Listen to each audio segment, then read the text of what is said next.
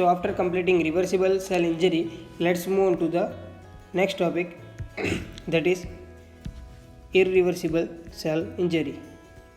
Irreversible cell injury. As we know that if the injury continues in the reversible type of the cell injury, it will progress toward the irreversible type of the cell injury. That is reversible cell injury progress towards the irreversible type of the cell injury. There are two main defining points under the irreversible cell injury that has to be noted. That is first one, that is in the irreversible type of the cell injury there will be the severe membrane damage. There will be the severe cell membrane damage, and second one will be the severe mitochondrial damage. Severe mitochondrial damage. Let's have a look on this with a pictorial representation. That is, assume that this is a cell and this is the membrane damage. As there is the damage in the membrane, so the calcium that is present outside the cell will come inside the cell. So now calcium is present inside the cell, so it will first of all activate the enzyme.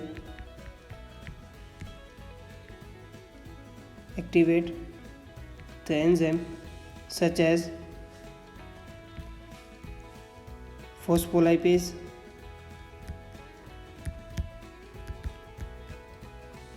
or the protease or the nuclease.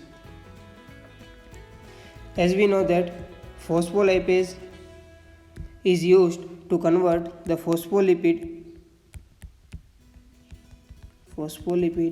into the fat plus lipophilic substance. So phospholipase is helpful in breaking down the phospholipid to the fat plus lipophilic substance, whereas protease helps us to break down the protein into the amino acid or the polypeptide and the nucleus will help in the nuclear change by helping the breaking of the phosphodiester bond between the nucleotides. And the another thing that calcium will do, it gets deposited in the mitochondrial matrix. So this is the Ca2 plus deposition which will form the flocculent or the amorphous densities. What is amorphous or the flocculent densities?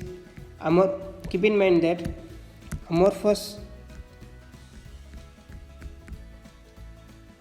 densities is nothing but it is made up of the calcium located in the mitochondria and generally found in case of the irreversible type of the cell injury. So note this point, amorphous density is made up of the calcium which is present in the mitochondria and it is generally found in the irreversible type of the cell injury. So the process through which the cell will undergo during the irreversible cell injury, that is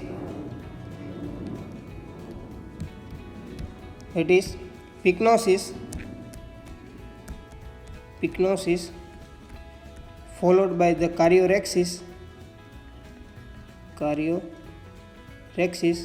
followed by the karyolysis. So what is pycnosis? Pycnosis is nothing but it is the condensation of chromatin material inside the nucleus. As we know that chromatin material is present inside the nucleus, so let's check out this with a small diagram.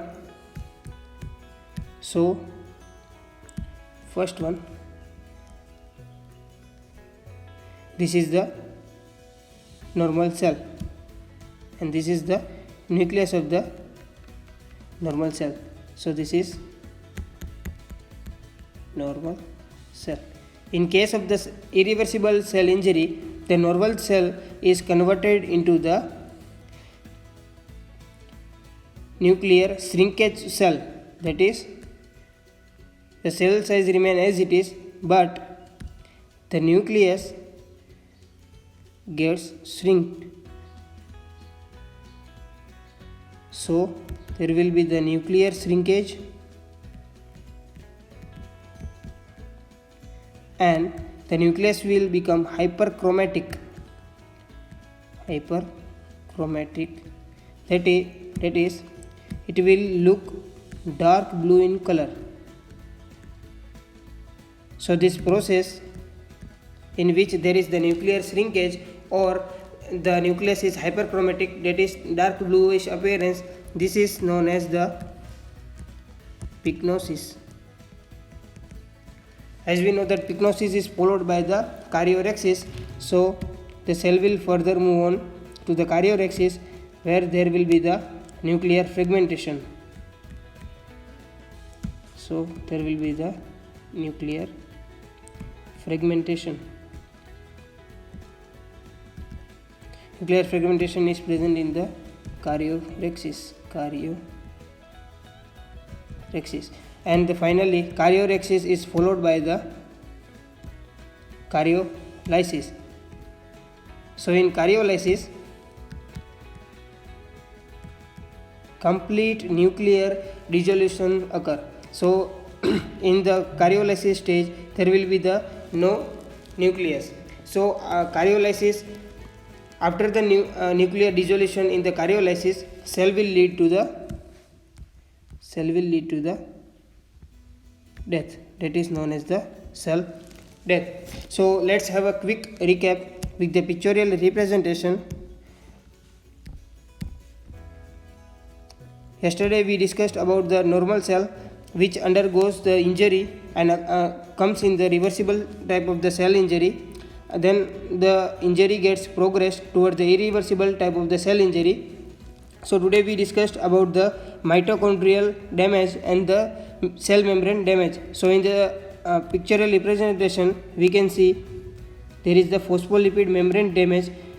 Because of that, the calcium outside the cell will enter the cell and there will be the mitochondrial permeability, increase in the mitochondrial permeability because of the severe mitochondrial damage, and the process through which the cell will undergo during the irreversible type of the cell injury, that we know that first one is the pycnosis, second one is the karyorrhexis, and third one is the karyolysis.